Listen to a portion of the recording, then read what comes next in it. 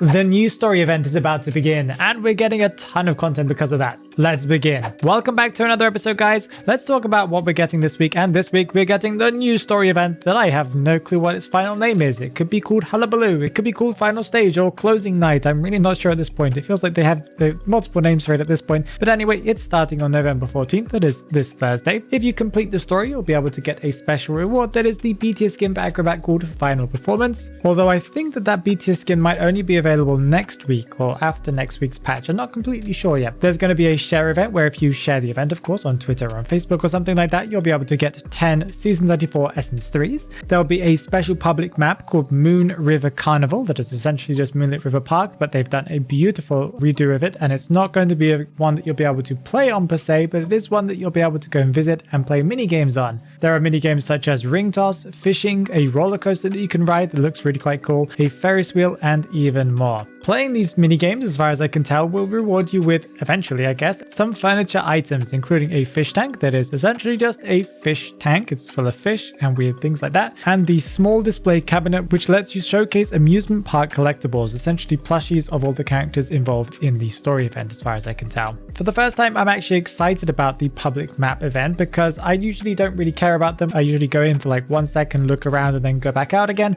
Some of them I haven't actually entered at all in the past. This one gives me a reason to go in. First of all, they've created cool looking game modes that you'll be able to play on. Wasn't really too bothered by the ones that they've added in previous events, and the fact that we have a proper reason to go in there with proper furniture items that you can get. So I will be going in with this event, so that's really exciting. The event will also bring some event missions or event quests that if you complete enough of them, you'll be able to receive the event's unique currency called amusement park tickets, which you can then use in the, I'm assuming, event store there to purchase Soul Weaver's A-tier skin called Under the Spotlight that they did reveal what it looks like. Is quite pretty. Not everyone's a big fan, but I do think it's quite nice. It's not one of her best skins in my opinion, but it's a solid A tier. More things that you can purchase in the store include possibly 10 or 20 season essences. I'm not completely sure on exactly how many essences they're giving us for free, guys. I do apologize if they do change the number or if it is something different than what I announced. Just know that it's probably going to be around 30 free essences for the whole event, possibly more, possibly less, but something like that. You'll also be able to purchase the Take a Bow emote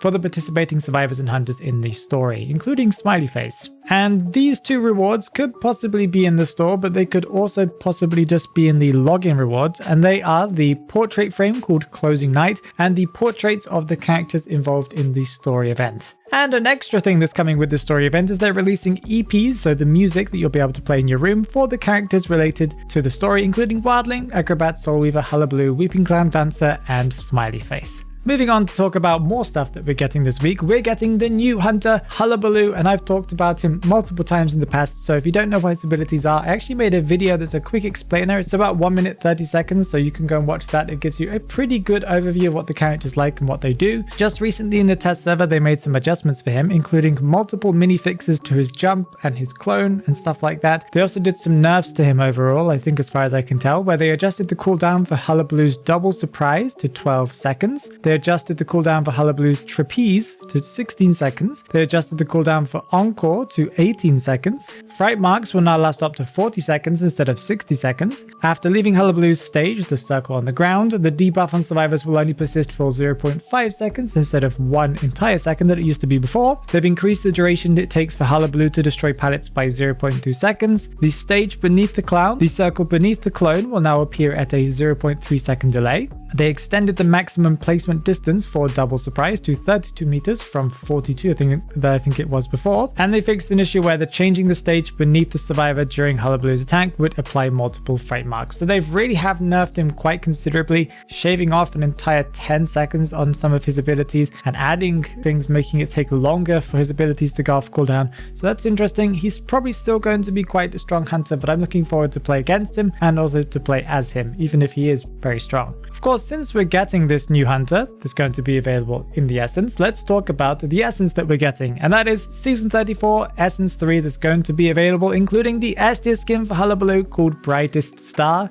that looks really fantastic. I've seen what it looks like in game. It looks great. The Dancer A tier Drifting Moonlight, the Weeping Cloud A tier Extinguished Sun, and B tiers for the Shadow, Fire Lady, Puppeteer, and the Breaking Wheel. As far as I can tell, if you log into the game during Season 34 Essence 3's availability, you'll be able to get up to 10 possibly Season 34 essences just as a reward, so that's really cool. And of course, they also revealed all of the portraits that you'll be able to get if you spend some money to pull all of those 80, 130, or 180 pulls. Crazy numbers. If you thought that was all that we're getting this week, well, you were pretty wrong, because we also have character days to talk about, and they are for 4 different characters technically. We've got Cheerleader, who's on November 13th. It's going to be her first character day as far as I can tell, meaning that she's going to be getting a portrait. Professor's character day is also on November 13th, and it's going to be his 3rd character day, meaning he's getting an animated graffiti. And since Professor has a character day, that also means his alter ego, the Evil Reptilian, has a character day on the same day, where he's getting his 5th character day